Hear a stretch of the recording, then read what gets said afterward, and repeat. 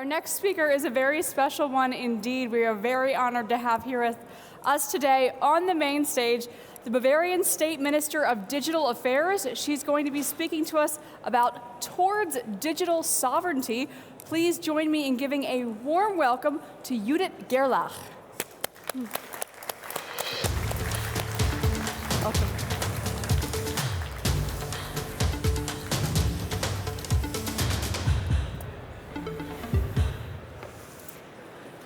So, ladies and gentlemen, I'm delighted to be here today. Thank you for having me.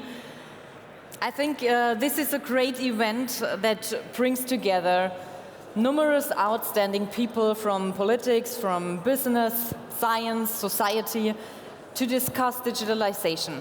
And it is the perfect setting to discuss sovereignty in the digital space. Because in my view, this is one of the most important topics of our time. Politicians, but also representatives of business and civil society have to start addressing it as a matter of priority. We simply have to make sure that individuals, companies, and institutions can play their role in the digital world in an independent, self-determined, and secure manner. Why do we need to discuss this issue so intensively right now? So, because the power of a few big players in tech and in the unequal opportunities to influence the development of our modern societies threaten the freedom for all of us. Digital sovereignty is important to drive innovation and future economic growth. New ideas and companies can only thrive if we create a digital space where everybody can compete. This is especially important for founders and for startups because they are usually the ones who bring disruptive innovations into the markets. Let's take the new space community, for example. A new market with fascinating prospects in just emerging here. Therefore, it is all the more important that we enable everybody to thrive in this area, and not only the incumbent companies win. That's what I spoke about with EU Commissioner Thierry Breton last week in Brussels. At the moment, the EU is setting up a satellite program. The project is intended to ensure worldwide uninterrupted access to secure the cost-effective satellite communication services. To this end, the EU wants to establish a network of satellites. And among other things, the new European satellite program is to support critical infrastructure and increase the security of EU networks. Citizens are to benefit from more reliable and faster internet connections. And we need to make sure that innovation continues in the space sector. But we also need to make sure that large providers do not benefit alone when it comes to developing and manufacturing the satellites. We urgently need the ideas of highly innovative new companies. Otherwise, we are going to miss important technological progress. Therefore, I am very happy that Mr. Breton, now, as we talked about in Brussels, make it a legal obligation that startups are included in the awarding process with a quota. Many of the central issues of digitalization can only be decided at European level. The European satellite example doesn't just show how important startups are for innovation. It is also an example of what digital sovereignty can look like in concrete terms. The new satellite network is our European answer to Elon Musk and Jeff Bezos. It is an alternative to the state programs of the US.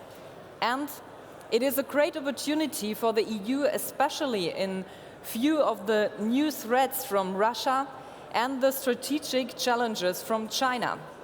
Generally speaking, today, in the digital space, simply too much power is concentrated in the hands of a few giants. Almost 90% of global search queries on the internet are directed on Google.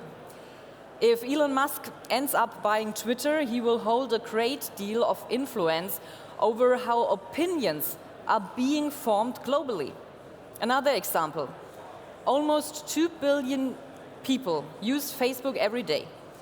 And that gives Mark Zuckerberg also an immense influence on the global flow of information and of communication.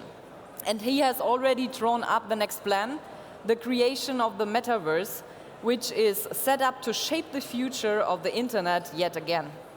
Of course, great power comes with great innovation. And that is certainly the case with Google, with Twitter, Facebook, who disrupted their markets and thus earned their position.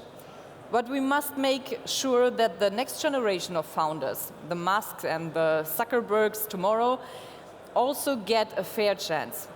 Under no circumstances must they be crushed by the market power of a few corporations and their owners. At the same time, there is another issue that we should keep in mind. None of the major cloud service providers are based in Europe. Instead, they all come from the US. Countless companies in Europe are therefore dependent on US infrastructure. Do we need to take a critical look at the just mentioned developments? I think so. One danger is that the free, decentralized and democratic exchange of knowledge on the internet will be hindered. That's why we need sensible regulations for platforms like Twitter, Google or co. And we need to enforce it. In other words, politics and society must make the rules for these platforms, not a few billionaires from Silicon Valley who own these platforms. And we must make sure that fair competition is in place. Ladies and gentlemen, it would be too little if we only regulated. That is, explain to others what they are and are not allowed to do. Instead, we should become active ourselves and shape the digital world. It is often a question of attitude, the desire for innovation, the desire for new ideas, and the opportunities, support, and freedom to implement these very ideas. It's up to us. Europe must move forward boldly and invest in the future. We must develop our own data-driven businesses and cybersecurity solutions. And we should be leading the way for disruptive technologies that, such as artificial intelligence or quantum technologies. We certainly have the necessary ideas as well as the bright minds to put them into practice.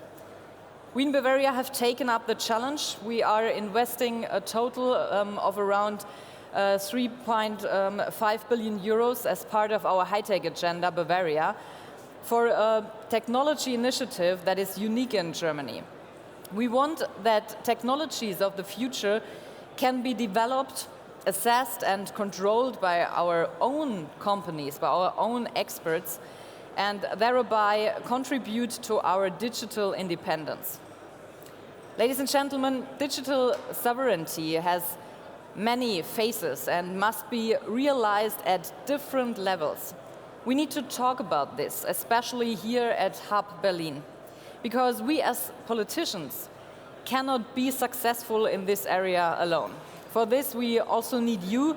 We need IT experts, business representatives, and committed people from civil society, people who have the desire to drive things forward and the ideas.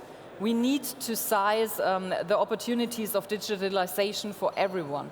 Let's do this. And now I wish you all interesting discussions on those very issues. Thank you very much for your attention.